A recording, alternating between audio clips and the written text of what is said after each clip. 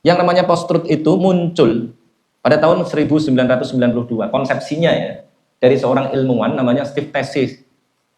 Konsepsinya adalah kekeliruan yang diulang-ulang sampai kemudian menjadi kebenaran. Kalau di barat itu ada karena kasus Trump yang mengulang-ulang sesuatu yang tidak benar kemudian dianggap sebagai kebenaran. Itu yang kemudian disebut sebagai post-truth, eranya era post-truth. Kemudian karena media massa luar biasa, mulai tahun berapa itu? Media luar biasa, makin luar biasa.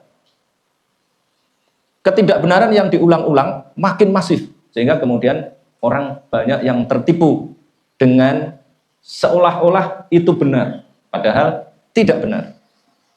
Apakah hanya itu kekeliruan yang diulang-ulang di barat, di masyarakat sekuler?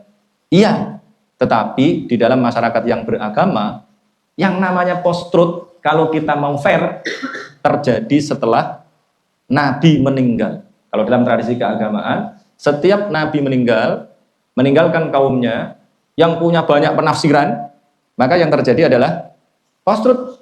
Kenapa? Masing-masing kelompok ingin agar pendapatnya yang diakui, maka kemudian diulang-ulang. Kalau di dalam Islam, misalnya, yang sampai pada kalian, yang sering saya kaji di sini, sebelum kalian datang ke sini, manai majnun dengan apa? Gila. Padahal artinya bukan gila. Kok bisa? Dari era sahabat sampai sekarang, atau kalau tidak dari era sahabat, menurut saya distorsinya paling parah pada abad ke-14. Majnun yang mestinya diartikan jenius, kemudian diterima, ditransmisikan dari generasi ke generasi. Dan yang menerima bukan orang yang tidak literate, tapi orang-orang yang baca kitab.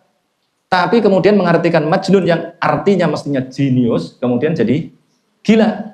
Apalagi di dalam Al-Quran. Di dalam Al-Quran ada perspektif tentang Nabi yang ummi. Nabi yang ummi sekarang mayoritas ya dipahami sebagai apa? Sebagai orang yang tidak bisa baca tulis. Padahal kalau kalian baca referensi-referensi dan ditulis oleh orang-orang yang juga top, ulama-ulama top, ada yang mengatakan bahwa Nabi bukan orang yang buta huruf, tetapi Nabi tidak mungkin buta huruf. Kemudian setelah saya kaji, ternyata justru Nabi ini ya tidak buta huruf. Nabi ini adalah orang yang sangat cerdas. Tetapi kenapa mereka keliru di dalam memahami kata ummi? Karena ada satu ayat yang mengatakan bahwa wa ma kunta tatslu min qablihi min kitabi wala takhutuhu biyaminika idzal lartabal mubtilun. Kamu dulu tidak menulis, tidak membaca, tidak menulis